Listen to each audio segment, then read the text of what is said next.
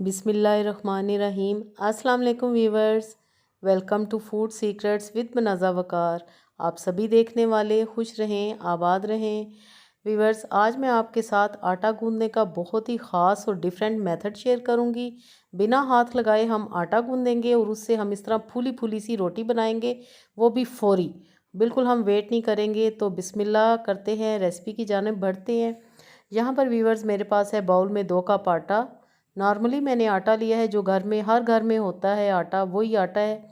अभी मैंने इसमें कुछ भी शामिल नहीं किया। आटा हम गूंदेंगे वीवर्स चॉपर में।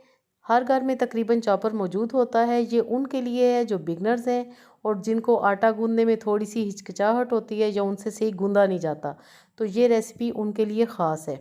सबसे पहले मैं चॉपर में आटा डालूँगी। आटे में हम क्या चीज़ शामिल करेंगे जिससे कि आटा बहुत ही अच्छा बनेगा और रोटी भी फूली फूली बनेगी। तो छोटी सी रेसिपी है, वीडियो है छोटी सी, तो आपने पूरी देखनी है। सबसे पहले मैं इसमें शामिल करूँगी थोड़ा सा नमक और साथ ही में मैं इसमें शामिल करूँगी 2 टेबलस्पून ऑयल। कुकिंग ऑयल मैंने इसमें डाला है। ऑयल आपने ज़रूर डालना है। और मेरे पास है 1 गिलास पानी। अभी मैंने आधा ग्लास इसमें पानी शामिल किया है। चॉपर चलाएंगे, एकदम से आपने पानी शामिल नहीं करना। एक दफ़ा चॉपर चलाने के बाद तकरीबन 30 से 35 सेकंड मैंने चॉपर को चलाया है। अब मैं बाकी का जो आधा ग्लास है वो भी इसमें शामिल कर दूंगी और दोबारा से हम चॉपर को चला लेंगे।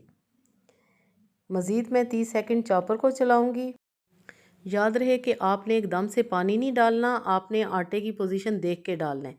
अब मैं मज़ीद इसमें आधा ग्लास और पानी शामिल करूंगी, यानी कि मेरे पास था 2 कप आटा और मैंने 1.5 गिलास पानी इसमें शामिल किया है।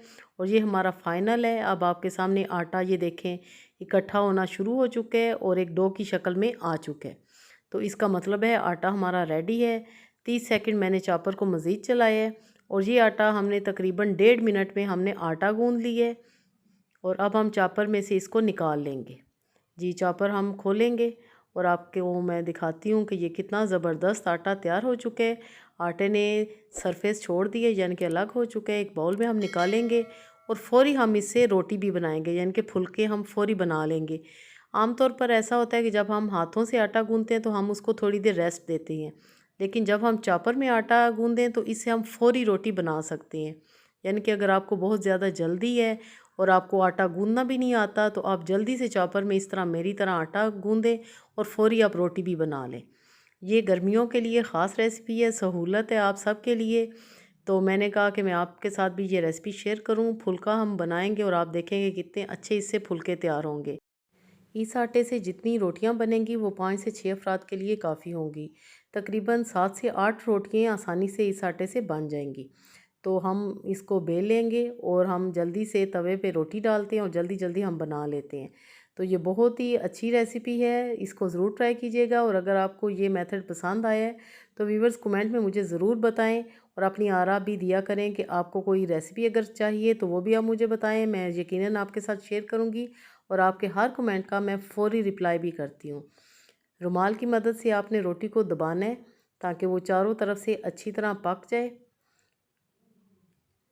व्यूवर्स, इससे पहले मैं आपके साथ तंदूरी रोटी की रेसिपी शेयर कर चुकी हूँ जो कि आपको बहुत पसंद आई है। ये भी आप सबकी आसानी के लिए मैंने वीडियो बनाई है, तो ज़रूर ट्राई कीजिएगा इस मेथड को भी। और आप माशाल्लाह देखें जी, सुभान अल्लाह, रोटी कितनी अच्छी फूल रही है। और ये मैंने फ़ौरी रोटी बनाई है। जो इस रेसिपी की ख़ास बात है कि हम फ़ौरी इससे रोटियाँ बना सकते हैं। और ये देखें मैंने काफ़ी सारी रोटियाँ बनाई हैं, 3 रोटियाँ मैंने बनाई हैं जितनी मुझे इस वक्त चाहिए थी। बाकी का आटा आप फ्रिज में रख दें। जी, तो आई होप कि ये मेथड आपको ज़रूर पसंद आया होगा। बनाएं और इन्जॉय करें। अल्लाह पाक हम सब का दस्तरखान हमेशा वसी रखे। Thanks for watching. Next video तक के लिए मुझे दे इजाज़त। अल्लाह हाफिज़।